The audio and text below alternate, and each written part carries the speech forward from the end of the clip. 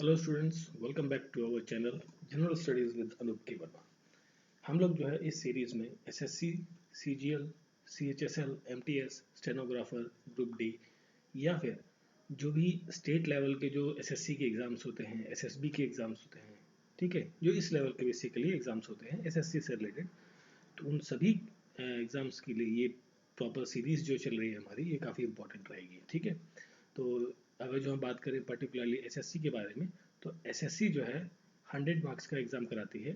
ठीक है, प्री वाला जो फर्स्ट स्टेज होता है इसमें, जिसमें से 25 मार्क्स के कुछ जो क्वेश्चंस हैं वो आपके जीएस प्लस जीके से आते हैं। जीके या फिर आप कह लीजिए करंट अफेयर से। ठीक है, तो इन टॉप पार्ट से लेके 25 मार्क्स के डायरेक्ट क्वेश्चंस होते हैं, ज़्यादा टफ नहीं होते, ज़्यादा कॉम्प्लिकेटेड नहीं होते हैं, सिंपल क्वेश्चंस डायरेक्ट रहते हैं।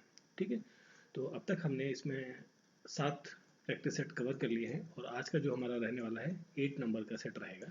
ठीक है, तो चलिए शुरू करते हैं पहले क्वेश्चन के साथ। तो देखिए, पहला क्वेश्चन है हमारा, which of the following player wons the US open. US open का जो टाइटल है 2021 का, वो किस खिलाड़ी ने जीता है, ये पूछा गया है। तो वो जीता है डैनियल मेडवेडेव ने, डैनियल मेडवेडेव। ठीक है, और ये कहाँ के प्लेयर हैं? ये हैं रशिया से, रशिया के टेनिस प्लेयर हैं, टेनिस प्लेयर है। ठीक है, और इन्होंने किसको हराया है? इन्होंने हराया है नोविक जोकोविक को। ठीक है, नोवक जोकोविक को हराया है। ठीक है, और ये जो है अभी रशिया ओपन का जो सिंगल मैच हुआ था, सिंगल्स का जो टूर्नामेंट रहा है, उसमें ये जीते हैं। ठीक है, और ये थर्ड रशियन प्लेयर हैं जिन्होंने ये टाइटल जीता है यूएस ओपन का। ठीक, और इसके साथ में एक और टूर्नामेंट हुआ था, ऑस्ट्रेलियन ओपन 2021 हुआ है, जिसमें मेंस सिंगल में कौन जीता है? नोवक जोकोविक। ठीक है, यही जीते हैं, जो आपका फर्स्ट ऑप्शन है। मेंस सिंगल में वो जीते हैं, और जो फीमेल सिंगल में है, जो वुमेन्स सिंगल में है, वो जीती है नोआमी ओसाका। नोआमी ओसाका जो है फीमेल सिंगल्स में जो है ऑस्ट्रेलियन ओपन का जो टाइटल है वो जीता है इन्होंने। ठीक है, चलिए फिर हम आगे बढ़ते हैं। यहाँ देखिए, पूछा गया है कि इंडियन वेटरनरी रिसर्च सेंटर या इंस्टीट्यूट बेसिकली, ठीक है, इसको हम शॉर्ट में लिखते हैं IVRI। ठीक है, Indian veterinary research institute. Veterinary मतलब होता है जो आपके जानवर है, बेसिकली पशुधन, पशुओं से पर जो रिसर्च होती है उनके फील्ड में, जो आपकी गोट है बेसिकली। इसमें हम बात करते हैं जो आपके मिल्क प्रोड्यूसिंग एनिमल्स हैं उनके बारे में ज़्यादातर हम बात करते हैं, या फिर आपके मीट वगैरह के जो रिलेटेड एनिमल्स हैं उनके बारे में। ठीक है, तो जो वेटरनिटी है बेसिकली जानवरों से रिलेटेड रिसर्च जो है, उसके लिए जो इंस्टीट्यूट है वो है आपका इज्जत नगर में, इज्जत नगर। ठीक है, और जो कैंडिडेट उत्तर प्रदेश से संबंधित हैं या उत्तर प्रदेश के रहने वाले हैं या यहाँ कभी विजिट किए हैं, तो उन लोगों को पता होगा कि इज्जत नगर कहाँ पर है। इज्जत नगर है बरेली के अंदर। तो क्वेश्चन का करेक्ट आंसर है ऑप्शन नंबर ए, बरेली। ठीक है, अब हम बात करें अगर जो मथुरा की, तो मथुरा के अंदर जो है एक रिसर्च सेंटर है जिसका नाम है CIGR। ठीक है, central institute of goat and coat research. तो जो बकरियों पर बेसिकली, ये स्पेसिफिकली होगा किसी पर्टिकुलर एनिमल पर, जो बकरियों पर जो रिसर्च होती है वो कहाँ होती है? मथुरा के अंदर। इसका रिसर्च इंस्टीट्यूट मथुरा में है, और ये किसके अंदर आता है? ICR के अंदर। ICR क्या होता है? Indian council of for agricultural research. ठीक है, जिसके हेडक्वार्टर कहाँ पर है? न्यू दिल्ली के अंदर देखने को मिलते हैं, न्यू दिल्ली पूसा के अंदर। ठीक है, पूसा में। फिर हम बात करें अगर जो करनाल की, तो करनाल के अंदर दो इंपॉर्टेंट इंस्टीट्यूट्स हैं। तो एक है आपका Indian institute of wheat and barley research. ठीक है, वीट एंड बार्ले रिसर्च का जो इंस्टीट्यूट है वो कहाँ है? करनाल के अंदर। और मोस्ट इंपॉर्टेंट है NDRI।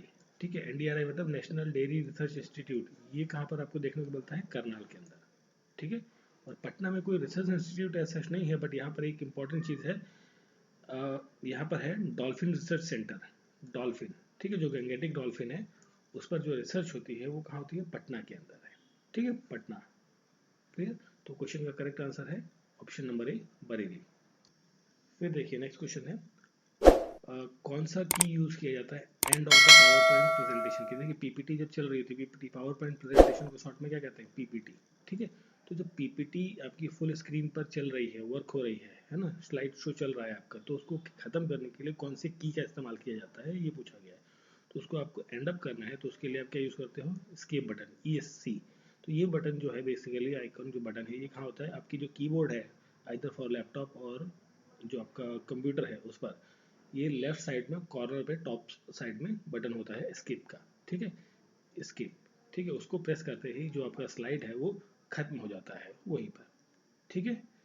और इसको जो क्रिएट किया था बेसिकली, क्रिएट किया था मतलब इसको पीपीटी का जो पार्ट कॉन्सेप्ट है बेसिकली इस चीज़ को क्रिएट करने वाले थे रॉबर्ट गैस्किन और साथ में डेमिनीज ऑस्टिन, ठीक है। तो ये दो लोग जो थे इन्होंने इसका पीपीटी का जो क्रिएशन किया था, बनाया था इसे। ये दोनों क्या है, किसी एक सॉफ्टवेयर कंपनी में काम करते थे और सॉफ्टवेयर कंपनी का नाम था फोर थॉट, ठीक है, फोर थॉट। और ये बनाया था इन लोगों ने 20 अप्रैल को, 20 अप्रैल 1987 के अंदर, ठीक है। देखिए ये तो एक हो गई, और भी बहुत सारी कमांड्स होती है, जैसे कंट्रोल प्लस एन दबाएंगे तो क्या प्रेस ओपन होगा, new PPT new slide open हो जाएगी। कंट्रोल प्लस ओ दबाते हैं तो क्या आपका होगा, मतलब पीपीटी के जो भी फोल्डर्स हैं किसी ओपन वाला जो पार्ट है वो ओपन हो जाता है, ठीक है। कंट्रोल प्लस एस दबाते हैं तो जो आपकी स्लाइड है पीपीटी प्रेजेंटेशन है वो सेव हो जाती है। तो कई सारे इस तरीके के फंक्शंस रहते हैं, शॉर्टकट कीज रहते हैं। तो क्वेश्चन का करेक्ट आंसर है स्किप। चलिए फिर देखते हैं नेक्स्ट क्वेश्चन है। नेक्स्ट क्वेश्चन में पूछा गया है रज़्मनामा। जो ये रज़्मनामा है ये पर्शिया में लिखी गई एक पुस्तक है। ये किस पुस्तक का, भारतीय किस इन पुस्तकों में से किन पुस्तकों का ट्रांसलेशन है ये पूछा गया है। तो इसका करेक्ट आंसर है option number D, Mahabharat. Mahabharat को जब पर्शियन लैंग्वेज में ट्रांसलेट किया गया तो उसका नाम रखा गया रज़्मनामा। और इसको करवाया किसने था, करवाया था इसे अकबर ने। जो बादशाह अकबर है, अकबर उसने करवाया था पर्शियन लैंग्वेज में कन्वर्ट इसको, ठीक है। वैसे किया किसने था, दो लोग थे इसको पर्शियन लैंग्वेज में कन्वर्ट करने वाले। एक का नाम था फैजी, ठीक है, और दूसरा था आपका अब्दुल कादिर, अब्दुल कादिर बदौनी, ठीक है, अब्दुल कादिर बदौनी। तो इन दो लोगों ने मिलकर जो है महाभारत जो ग्रंथ है बेसिकली इंडियन मैथोलॉजी से रिलेटेड, तो उसको पर्शियन लैंग्वेज में कन्वर्ट किया था, ठीक है। अब इन दोनों लोगों से एक और इम्पोर्टेंट चीज़ बनती है, जो आपका फैजी है, इन्होंने जो पंचतंत्र की कहानियाँ हैं, पंचतंत्र पंचतंत्र की जो कहानियाँ, जातक टेल्स की कथाएं हैं, ठीक है, ये इन जातक टेल या पंचतंत्र की कहानियों को जो है पर्शियन लैंग्वेज में कन्वर्ट किया था फैजी ने, अकेले इंडिविजुअल पर्सन ने। और अब्दुल कादिर बदौनी ने जो है आपकी रामायण, रामायण, ठीक है, रामायण देखिए सेकंड ऑप्शन है ना, रामायण, रामायण को कन्वर्ट किया था पर्शिया में, तो ये भी हो गया। तो इन दोनों ने कंबाइंड होकर मिलकर जो काम किया था वो महाभारत को कन्वर्ट किया था पर्शियन लैंग्वेज में रज़्मनामा के नाम से, ठीक है। और इसमें एक नाम आता है, एक आपने नाम सुना होगा, राज तरंगिणी, राज तरंगिणी, तरंगिणी, ठीक है। ये कलहन की एक बुक है, कलहन के ऊपर जो किंग था। और इस कलहन जो बुक थी बेसिकली राज तरंगिणी, इसको पर्शियन लैंग्वेज में कन्वर्ट करने वाले जो थे वो थे मौलाना शाह मोहम्मद शोदाब्दी, शोदाब्दी, ठीक है, शाह मोहम्मद मौलाना शाह मोहम्मद शोदाब्दी, जिन्होंने राज तरंगनी को पर्शियन लैंग्वेज में कन्वर्ट किया था, ठीक है। और अभी हमने बात करी अकबर की, तो अकबर से इम्पोर्टेंट रिलेटेड है दो चीज़ें। तो अकबर की जो बायोग्राफी है बेसिकली, ठीक है, तो उसके ऊपर बुक लिखी गई है, वो लिखी थी अबुल फजल ने। किसने, अबुल फजल। और अबुल फजल ने दो बुक लिखी, एक का नाम था आइन अकबरी, आइन ए अकबरी, ठीक है, और दूसरी का नाम था अकबर नामा, अकबर नामा, ठीक है, अकबर नामा के नाम की दो बुकें थी, ठीक है। आइन अकबरी और अकबर नामा दो बुक्स लिखी अबुल फजल ने, किसके ऊपर, अकबर की जीवनी के ऊपर, ठीक है। और यहाँ पर देखिए उपनिषद और जो गीता है आपकी, ठीक है, भगवत गीता और उपनिषद, इसको जो पर्शियन लैंग्वेज में ट्रांसलेट किया था जिसने, वो था दारा शिकोहा, दारा शिकोहा, ठीक है, दारा शिकोहा, ठीक है। तो क्वेश्चन का करेक्ट आंसर है आपका महाभारत। तो और बाकी कई सारे जो फैक्ट्स आपको मैंने बताए वो भी काफ़ी ज़्यादा इंपॉर्टेंट है, आपके एग्जाम्स में पूछे जा सकते हैं। फिर देखिए नेक्स्ट क्वेश्चन है, इनमें से कौन सा वो इंस्ट्रूमेंट है, पूछा गया है कि जो मेजर करता है साउंड अंडर वाटर। पानी के अंदर जो इंस्ट्रूमेंट आपको यूज़ किया जाता है मतलब साउंड को मेजर करने के लिए अंडर वाटर, ठीक है, वो कौन सा इंस्ट्रूमेंट है, वो इंस्ट्रूमेंट होता है हाइड्रोफोन। हाइड्रो का मतलब होता है पानी, फोन मतलब आपका वो इंस्ट्रूमेंट जिससे आप किसी साउंड को सुनते हैं। जैसे आप मोबाइल फ़ोन या लैंडलाइन फ़ोन है, फ़ोन क्या है, आपको एक डिवाइस है जो वॉइस को एक जगह से दूसरी जगह ट्रांसमिट करता है, जिससे आप बातें सुनते हो, बात सुनते हो, ठीक है, वो आपका फ़ोन हो गया सिंपली। और water means hydro, hydro means water, ठीक है, दोनों एक दूसरे के क्या सिनोनिम्स है। और इस डिवाइस को एक्चुअली बनाया था, फाइंड किया था, वो थे रिजनाल्ड फेसेंडन। ठीक है, रिजनाल्ड फेसेंडन, इन्होंने 1914 के अंदर, 1914 के अंदर ये जो डिवाइस है इसको डिस्कवर किया था। ठीक है, फिर एक नाम है हिप्सोमीटर। हिप्सोमीटर क्या करता है, ये डिटरमाइन करता है boiling point of the water, boiling point of liquid, basically not water, boiling point of liquid. किसी भी लिक्विड का बॉइलिंग पॉइंट फाइंड करने के लिए जो इंस्ट्रूमेंट यूज किया जाता है वो होता है हिप्सोमीटर। मैकमीटर, मैकमीटर क्या करता है, डिटरमाइन करता है स्पीड ऑफ एयरक्राफ्ट की। जो स्पीड ऑफ एयरक्राफ्ट है, जो प्लेन आपका उड़ रहा है, ठीक है, उसकी स्पीड को डिफाइन करता है, मेजर करता है Mach number, sorry Mach number नहीं, मैक मीटर। ठीक है, तो क्वेश्चन का करेक्ट आंसर है आपका हाइड्रोफोन। फिर देखिए नेक्स्ट क्वेश्चन है, withdrawal of which of the following hormones is the immediate case of menstruation. जो मेंस्ट्रुएशन होता है ये कहाँ पर होता है, फीमेल्स के अंदर, फीमेल बॉडी में मेंस्ट्रुएशन देखने को मिलता है, ये किस हार्मोन के निकल जाने की वजह से होता है, बेसिकली ये पूछा गया है। तो वो होता है नॉट प्रीजेस्ट्रॉन, प्रोजेस्ट्रॉन। ठीक है, ई नहीं होगा यहाँ पर, ओ होगा। प्रोजेस्ट्रॉन जो हार्मोन है उसकी वजह से ये देखने को मिलता है। और यहाँ पर जो एस्ट्रोजन है इसके साथ में एक होता है ओएस्ट्रोजन, ओएस्ट्रोजन। ठीक है, तो ये दोनों बेसिकली क्या है, सेक्स हार्मोन है। ठीक है, जो कि रिस्पॉन्सिबल होते हैं development and regulation of female reproductive system को। जो फीमेल रिप्रोडक्टिव सिस्टम है उसको मैनेज करने के लिए और रेगुलेट करने के लिए ओएस्ट्रोजन और एस्ट्रोजन, ये दोनों हार्मोन्स जो है वो रिस्पॉन्सिबल होते हैं। ठीक है, और क्वेश्चन ये था कि आपका मेंस्ट्रुएशन के लिए कौन सा हार्मोन निकल जाए, तो वो मेंस्ट्रुएशन का पीरियड जो है, ये टाइमिंग आ जाती है, वो होता है प्रोजेस्ट्रॉन। देखिए मेंस्ट्रुएशन पीरियड जो है ये अप्रॉक्सीमेटली 28-29 डेज में आता है। मतलब अगर जो किसी को मेंस्ट्रुएशन पीरियड 1 तारीख को आया तो नेक्स्ट जो उसको पीरियड आएगा, टाइमिंग जो साइकिल आएगा, बेसिकली साइकिल की बात कर रहे हैं, तो जो नेक्स्ट साइकिल आएगा वो अप्रॉक्सीमेट 27 डेज आफ्टर, तो 28 के आसपास में वो देखने को मिलता है। ठीक, तो देखिए यहाँ पर एक वर्ड है FSH, इसका फुल फॉर्म देख लीजिए, फुल फॉर्म पूछा जा सकता है, वो होता है follicle stimulating hormone, follicle stimulating hormone कहलाता है FSHL, सॉरी FSH। ठीक है, FSH फॉर्मुलेट क्या था, फॉलिकल स्टिमुलेटिंग हार्मोन। ठीक है, तो क्वेश्चन का करेक्ट आंसर है प्रोजेस्टेरॉन। फिर देखिए नेक्स्ट क्वेश्चन है आपका, विच of the following is not the fundamental duties. ठीक है, फंडामेंटल ड्यूटीज के बारे में हम बात कर रहे हैं। देखिए सबसे पहले आप कुछ चीज़ों को समझ लीजिए, इंपॉर्टेंट फैक्ट्स हैं।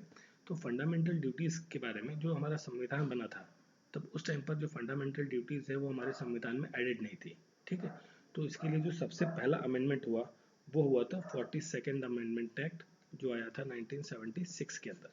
ठीक है, तो इसके अंदर जब अमेंडमेंट हुआ तो इस टाइम पर जो है 10 फंडामेंटल ड्यूटीज़ को कॉन्स्टिट्यूशन में ऐड किया गया। देखिए जब भी कोई अमेंडमेंट होगा तो जो आपके मेन आर्टिकल्स हैं उनमें कोई छेड़खानी नहीं होगी या उसके पार्ट्स में कोई छेड़खानी नहीं होगी, बट चेंजेस कहाँ होते हैं, उनके जो सब पार्ट्स हैं या उसमें कुछ एडिशनल चीज़ें ऐड कर दी जाती हैं।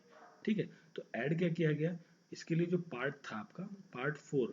ठीक है, पार्ट 4 इसके बारे में बात करता है DPSP, डायरेक्टिव प्रिंसिपल, DPSP। ठीक है, directive principle of state policy के बारे में बात करता है, जिसके लिए आर्टिकल्स कौन से थे, आर्टिकल्स थे इसके 36 से लेकर 51 तक के बीच में। ठीक है, अब जब ये अमेंडमेंट हुआ 76 के अंदर, तब क्या हो गया कि इसमें एक पार्ट ऐड किया गया, पार्ट 4A, ये कर दिया गया, इसका सब पार्ट बना दिया गया और इसे कहा गया फंडामेंटल ड्यूटीज का जो पार्ट है वो क्या है, 4A। अब देखिए ये आपका 51 तक तो कहानी हो गई DPSP की, तो इसके लिए कोई अलग से आर्टिकल नहीं दिया गया। इसके लिए जो आर्टिकल की बात करता है 51A, जो 51A है वो किसके बारे में, इसी के अंदर जितने भी आपके फंडामेंटल ड्यूटीज हैं 10 की 10 वो सारी लिखी गई हैं। ठीक है, इसके बाद एक और इम्पॉर्टेंट अमेंडमेंट होता है, वो होता है 86th constitutional amendment act. 86th constitutional amendment act जो हुआ था 2002 के अंदर। ठीक है, इसके अंदर जो है 11th फंडामेंटल ड्यूटी जो है वो ऐड करी गई। तो 11 फंडामेंटल ड्यूटी वो है कि जो 14 साल तक के बच्चे हैं उनको एजुकेशन दिलवाना पेरेंट्स की जिम्मेदारी है, नैतिक जिम्मेदारी है। बेसिकली एजुकेशन से रिलेटेड जो है fundamental duty 11th number add की गई। ठीक है, 2002 के अंदर। तो इस तरीके से अभी तक एक ही बार अमेंडमेंट हुआ है फंडामेंटल ड्यूटीज में, 2 बार हुआ है, मतलब एक बार तो ऐड हुआ था, दूसरी बार ये अमेंडमेंट हुआ, तो एक बार अमेंडमेंट हुआ है कुल मिला के। तो इसमें अब प्रेजेंट में हमारे पास कितने फंडामेंटल ड्यूटीज हैं, 11। तो देखिए अब ये पूछा कि इनमें से कौन सी फंडामेंटल ड्यूटी नहीं है। है ना। तो देखिए ये जो प्रिजर्व करना है आपको कल्चर को, जो कल्चर है आपका हेरिटेज कल्चर है, ये आपका मोन्यूमेंट्स है, उनको प्रिजर्व करना, जो आपका जैसे आपका कुतुब मीनार है, लाल किला है, आपका ताजमहल है, ये सब क्या है, एक कल्चरल हेरिटेज है। इसको क्या करना है, संरक्षित करना, ये हमारी ड्यूटी है कि इसको हमको ख़राब नहीं करना। बहुत सारे लोग आप देखते होंगे कि इस तरीके के टूरिस्ट प्लेसेस पे जाते हैं, वो कुछ ना कुछ लिख के आ जाते हैं, कुछ गोद के आ जाते हैं, तो वो सब नहीं करना, उसको संभाल के रखना है, ये हमारी ड्यूटी है।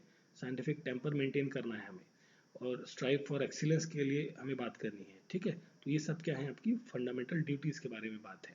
तो यहाँ पर जो एक फोर्थ पॉइंट है, टैक्स पे करना टू द गवर्नमेंट, ये फंडामेंटल ड्यूटी नहीं है, ठीक है। ये अलग टर्म आ जाता है आपका, ठीक, उसको हम बाद में डिस्कस करेंगे। But this is not a fundamental duty. देखिए फंडामेंटल ड्यूटी क्या होगी, वो सबके लिए है ना, होनी चाहिए।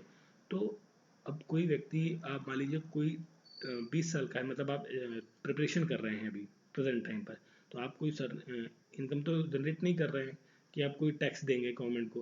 हाँ ठीक है, इनडायरेक्ट टैक्सेस रहते हैं जो गुड्स एंड यूटिलिटीज पे रहते हैं, वो अलग चीज़ है, बट कोई डायरेक्ट टैक्स आप नहीं पे करते हैं, ठीक है। तो ये फंडामेंटल ड्यूटी नहीं है आपकी टैक्स वाली, ठीक है। तो क्वेश्चन का करेक्ट आंसर है to pay tax to the government is not a fundamental duty, ठीक है। तो और ये सारे जितने भी पॉइंट्स थे से रिलेटेड इंपॉर्टेंट फैक्ट्स, वो मैंने आपके साथ डिस्कस कर लिए, काफ़ी ज़्यादा इंपॉर्टेंट है ये। चलिए फिर देखिए नेक्स्ट क्वेश्चन है, विच of the following is a cold oceanic current. अब देखिए इसमें पूछा है कोल्ड ओशनिक करंट। अब देखिए इसको समझ लीजिए पहले होता क्या है। ये आपका ग्लोब है, ठीक, ग्लोब में थोड़ा ग्रीन कलर ले लेते हैं, ठीक है। ये आपका क्या है, इक्वेटर, ठीक, ये आपका नॉर्थ पोल, ये आपका साउथ पोल, ठीक है। तो जो करंट्स बेसिकली हवाएं, बेसिक करंट क्या है यहाँ पे, ओशन करंट का मतलब ये होगा कि जो हवाएं समुद्र के ऊपर मूव करती हैं, जिसकी वजह से सेलर्स जो शिप्स है वो उनको डायरेक्शन मिलती है चलने में, ठीक है। तो देखिए कोल्ड कर यहाँ पर ओशनिक करंट दो तरीके की होती है, एक तो आपकी कोल्ड हो गई, ठीक, दूसरी होती है वार्म करंट, ठीक है। तो अब यहाँ पर हम इस दोनों को समझ लेते हैं कि दोनों कौन कौन सी होती हैं पहले तो, ठीक है। तो जो आपकी कोल्ड करंट है वो क्या करती है, वो आपकी पोल से इक्वेटर की तरफ आती है, पोल से इक्वेटर की तरफ जो करंट्स आएंगी, देखिए साउथ पोल हो आपका इधर या नॉर्थ पोल हो, ठीक है, कहीं से भी जब वो इक्वेटर की तरफ मूव कर रही है इस डायरेक्शन में, ठीक है, तो वो क्या कहलाती है, कोल्ड करंट। ध्यान से सुनिए, जो पोल से, नॉर्थ पोल हो या साउथ पोल हो, कोई सा भी पोल हो, वहां से जब वो इक्वेटर की तरफ हवाएं मूव करेंगी, करंट्स बेसिकली, तो वो क्या कहलाती है, आपकी कोल्ड करंट, ठीक है। अब इसी में अगर जो हम बात करें, अगर जो यही करंट आपकी इक्वेटर से, ठीक है, इक्वेटर से रिवर्स चली जाए, कहाँ, नॉर्थ पोल की तरफ, इक्वेटर से उल्टा जा रही है, देखिए व्हाइट कलर में जो मैं बना रहा हूँ वही उल्टा जा रही है, रिवर्स में, ठीक है। तो जो रिवर्स में जा रही है उल्टे आपकी इक्वेटर से उल्टा पोल्स की तरफ, तो वो क्या कहलाती है, आपकी वार्म करंट कहलाती है, ठीक है। तो ये बेसिक डिफरेंस है दोनों के बीच में। तो अब इसमें देखिए पूछा गया है कि जो है ये आपकी करंट्स के नाम दिए हुए हैं, इनमें से कोल्ड करंट कौन सी है, ये पूछा है, ठीक है। तो अब इसमें जो कोल्ड करंट है वो है आपकी कैलिफोर्निया करंट, जो है ये आपकी कैलिफोर्निया, ठीक है, ये क्या है आपकी कोल्ड करंट, कोल्ड करंट है आपकी, ठीक है। तो क्वेश्चन का करेक्ट आंसर क्या है, option number B, California current. अब जो एल नीनो करंट है और फ्लोरिडा करंट है और ये एंटेलिड्स है, ये सारी जितने भी हैं, ये तीनों पार्ट है ना, ये तीनों पार्ट क्या है, वार्म करंट के एग्जांपल्स हैं। वार्म करंट कौन सा था आपका, जो इक्वेटर से आपको वापस जा रहा है पोल्स की तरफ, क्लियर। आई होप सो चीज़ें समझ में आ गई होंगी, ये करंट वाला फंडा क्या है, कहानी क्या है, ठीक है। इसके एग्जांपल्स आपको देखने हैं। चलिए फिर हम आगे बढ़ते हैं। फिर देखिए नेक्स्ट क्वेश्चन है आपका, which type of soil is more useful for the cultivation of cotton. Cotton की खेती के लिए सबसे बेहतरीन या बेस्ट क्वालिटी की जो सॉइल है वो कौन सी होती है, ये पूछा गया। तो इसके लिए कॉटन के लिए जो है वो ब्लैक सॉइल जो है वो बेस्ट क्वालिटी की सॉइल मानी जाती है कि कॉटन की प्रोडक्शन के लिए, ठीक है। कॉटन की प्रोडक्शन के लिए, आपका शुगर केन की प्रोडक्शन के लिए भी काफ़ी ज़्यादा अच्छी मानी जाती है आपकी ब्लैक सॉइल, ठीक है। अब देखिए सॉइल जो है बेसिकली डिफरेंट टाइप्स में डिवाइडेड है, क्लासिफिकेशन में डिवाइडेड है बेसिकली, है ना। अगर जो हम बात करें एज पर द साइज, ठीक है, तो सॉइल के साइज के बेसिस पे सॉइल डिवाइडेड है। आपकी क्लेई सॉइल हो सकती है, क्लेई सॉइल, ठीक है, आपका सैंडी सॉइल हो सकती है, लूमी सॉइल हो सकती है, ठीक, लूमी सॉइल, या फिर आपकी सैंडी लूमी मिक्स करके, मतलब इन दोनों का मिक्सअप सॉइल हो सकती है, सैंडी लूमी सॉइल। तो ये साइज के बेसिस पे जो है सॉइल का क्लासिफिकेशन है, ठीक है। ठीक, देखिए क्लेई जो सॉइल है, तो क्लेई सॉइल के लिए जो बेस्ट, मतलब जो एक क्रॉप है जैसे पैडी, पैडी जिसे धान की खेती कहते हैं, ठीक है, धान चावल राइस, है ना। तो पैडी के लिए जो बेस्ट सॉइल टाइप चाहिए वो क्या चाहिए, क्लेई सॉइल, ठीक है। वो उसके लिए प्रोडक्शन के लिए काफ़ी ज़्यादा अच्छी मानी गई है, अच्छी होती है वो। और जो लूमी सॉइल है, ठीक है, लूमी सॉइल के लिए जो आपका बेस्ट वो रहता है फसल या क्रॉप की बात करें, तो वो होते हैं आपकी वीट या फिर आप शुगर केन, ठीक है। शुगर केन भी लूमी सॉइल में काफ़ी ज़्यादा अच्छी ग्रो करती है। सैंडी या आपका सैंडी सॉइल, सैंडी सॉइल के अंदर जो है मेज़, मिलेट, बाजरा, ये सब चीज़ें जो है उगाई जाती हैं, ठीक है। ये हम क्लासिफिकेशन बात कर रहे हैं किसके बेसिस पे, on the basis of size of the soil particles के बारे में। अगर जो हम कलर के बारे में बात करें, on classification on the basis of colour of the soil, तो इसमें जो है आपकी जैसे एक ब्लैक सॉइल हो गई आपकी, जिसका एग्जांपल हमने बात करी है यहाँ पर, ब्लैक सॉइल। दूसरी होती है रेड सॉइल, ठीक है। तो ब्लैक सॉइल जो है कॉटन के लिए काफ़ी अच्छी होती है, और रेड सॉइल के अंदर क्या है, आयरन कंटेंट जो है वो बहुत ज़्यादा अच्छी मात्रा में देखने को मिलता है, ठीक है। तो क्वेश्चन का करेक्ट आंसर है ब्लैक सॉइल। और देखिए ये एलुवियल सॉइल जो है, एलुवियल सॉइल जो आपका ये इसे कहते हैं जलोढ़ मिट्टी, ये कहाँ मोस्टली देखने को मिलती है, जो आपका नॉर्थ गंगेटिक प्लेन का एरिया है, जो आपका उत्तराखंड, उत्तर प्रदेश, बिहार, ये वाला जो वेस्ट बंगाल वाला जो एरिया है गंगेटिक प्लेन, जहाँ पर गंगा नदी बहती है, जिन एरियाज में, उस एरियाज में ये एलुवियल सॉइल मैक्सिमम देखने को मिलती है, ठीक है। तो क्वेश्चन का करेक्ट आंसर था ब्लैक सॉइल, जो कॉटन के लिए काफ़ी ज़्यादा अच्छी मानी गई है। फिर देखिए नेक्स्ट क्वेश्चन है आपका, इन जनवरी 2022, जनवरी 2022 के अंदर which country takes the G7 presidency. तो G7 बेसिकली क्या है, ग्रुप है, ठीक है। जैसे बहुत सारे ग्रुप्स हैं, G20 होता है, क्वाड कंट्रीज हैं, ठीक है, नेटो कंट्रीज आजकल, रशिया और यूक्रेन का जो लड़ाई चल रहा है उसमें नेटो कंट्रीज के बारे में काफ़ी ज़्यादा बातचीत चल रही है, ठीक है। तो G7 भी क्या है, ग्रुप ऑफ कंट्रीज है, और इस G7 में पहले तो हम ये जान लेते हैं कौन कौन सी कंट्रीज हैं। तो इसके अंदर जो है यूएसए है, आपका कनाडा है, ठीक है, Japan, France, United kingdom, Italy, Germany, Germany and जो है जर्मनी, ठीक है। कितने हो गए, ये पांच ही हो गए, दो ये सात। तो ये सात कंट्रीज हैं जो डेवलप्ड कंट्रीज है, सारी बेसिकली डेवलप्ड कंट्रीज हैं, ये G7 की मेंबर है। तो 2022 में जो जनवरी में इसकी अनाउंसमेंट हुई बेसिकली, ठीक है, कि ये मीटिंग होगी 2022 में, और 2022 में जब ये मीटिंग होगी, एक्चुअली कब होगी, 26 से 28 जून 2022 को, ठीक है, जून में 26, 27, 28 या 3 दिन में मीटिंग चलेगी इसकी, जून में 2022 में G7 की। तो इसकी अध्यक्षता कौन करेगा, मुद्दा तो ये है क्वेश्चन में, ठीक है। प्रेसिडेंसी मतलब उसकी अध्यक्षता कौन करेगा, तो अध्यक्षता कौन करेगा, जर्मनी, ठीक है, जर्मनी करेगा उसकी अध्यक्षता। और जो G7 है इसकी जो स्थापना हुई थी, फाउंडेशन जो रखी गई वो 1975 के अंदर, और जर्मनी की जो कैपिटल है वो है बर्लिन, ठीक है। तो क्वेश्चन का करेक्ट आंसर जर्मनी। तो ये थे हमारे जो सेट नंबर 8 है, प्रैक्टिस सेट आपका एसएससी का, उसके कुछ इंपॉर्टेंट क्वेश्चंस। तो आई होप सो आपको वीडियो अच्छा लगा होगा, तो प्लीज़ लाइक, सब्सक्राइब और फॉरवर्ड करें अपने दोस्तों के साथ में, और प्रिपरेशन जारी रखें, कंटिन्यू रखें, देखते रहें। मिलते हैं नेक्स्ट वीडियो में। Thank you for watching.